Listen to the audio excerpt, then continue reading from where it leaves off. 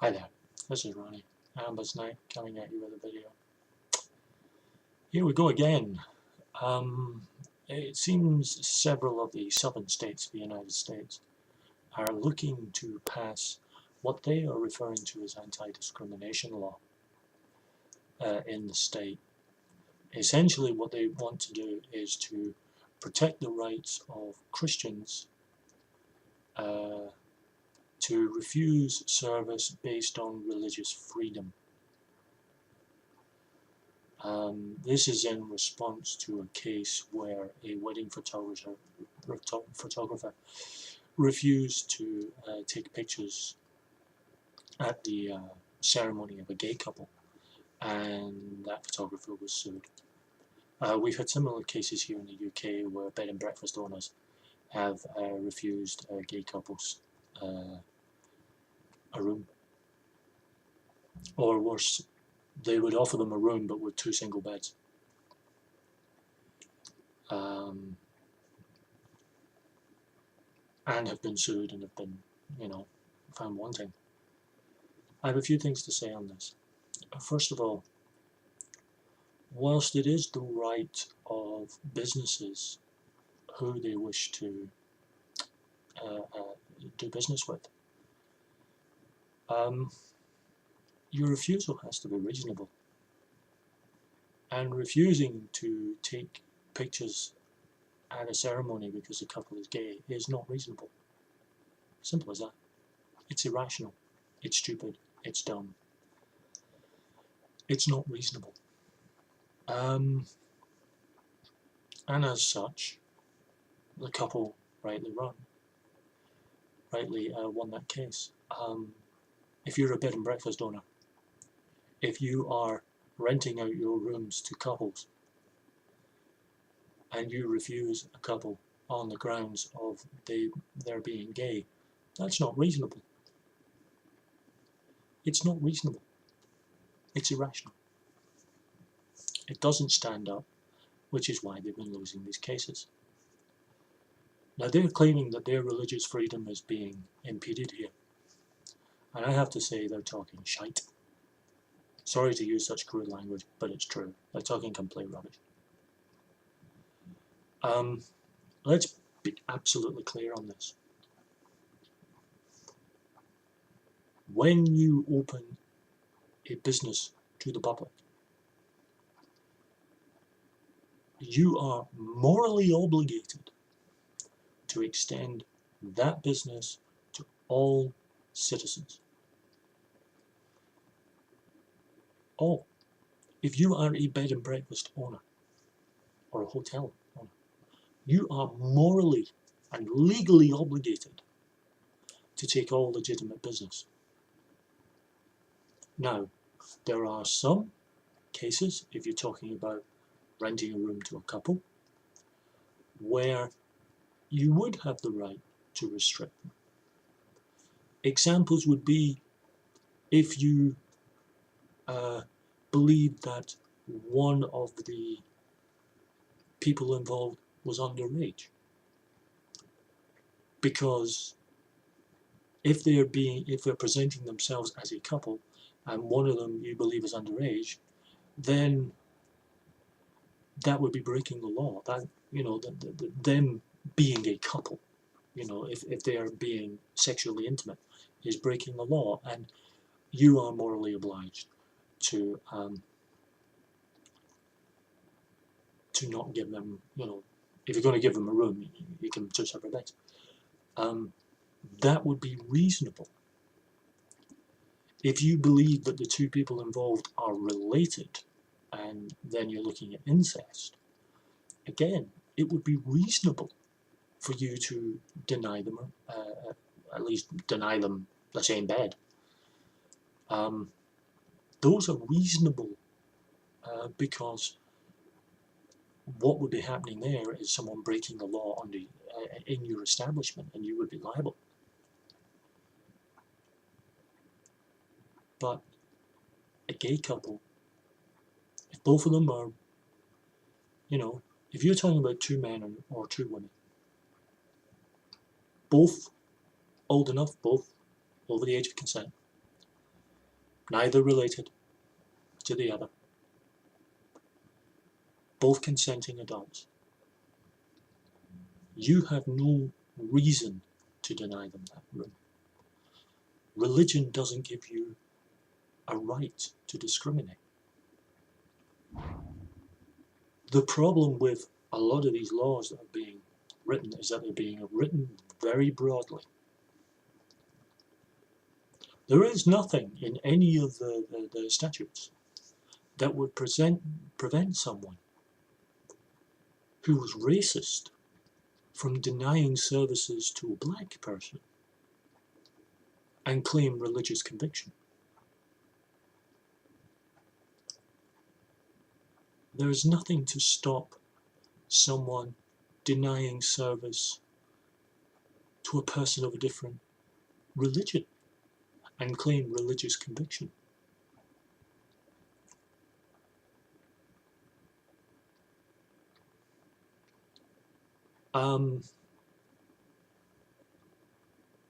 They claim that this is not about discriminating against everyone. Well, it's licensing discrimination. It's saying that if you believe something from a religious standpoint, that should supersede equal protection. Let me make this abundantly clear, because it's something that gets screamed about. Gay people are not asking for special treatment.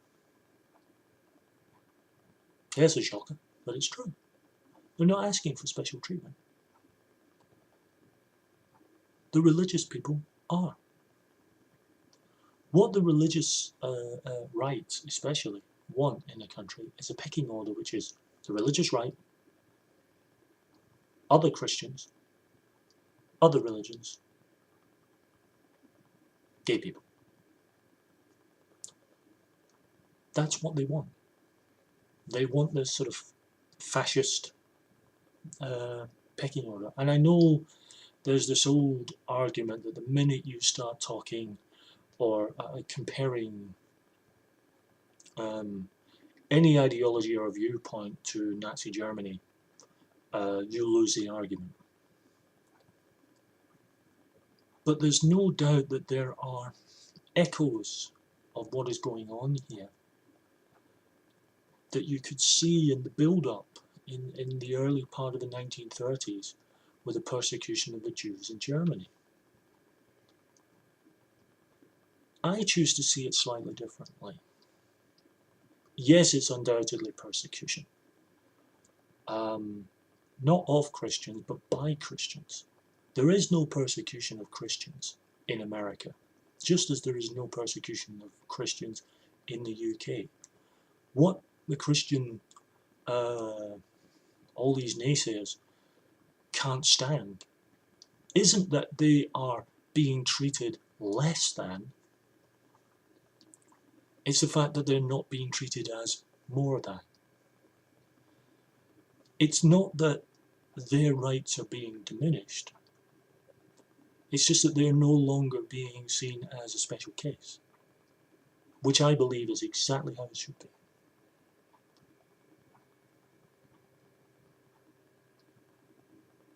I could claim discrimination.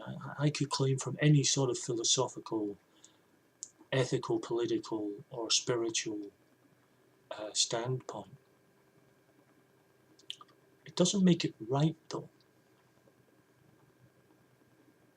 And this notion that these laws would just open the door to blatant discrimination by Christians, and then have the gall to call it anti-discrimination legislation, is nonsensical. Christians are not being told they must like gay people, or this section of Christians, because a lot of Christians have no problem with gay people. They have no problem with gay people marrying. Quite frankly, they think, you know, if you really look at the majority of Christians, they either support equality or They may have a problem with it, but quite frankly, they think there are bigger problems in the world. But the problem with this whole notion of allowing Christians, and I do say Christians because it seems to be this right-wing Christian thing in America at the moment, which is really pushing this, is that they're going to get it through their heads. The fact that they are Christians does not give them any special right to discriminate.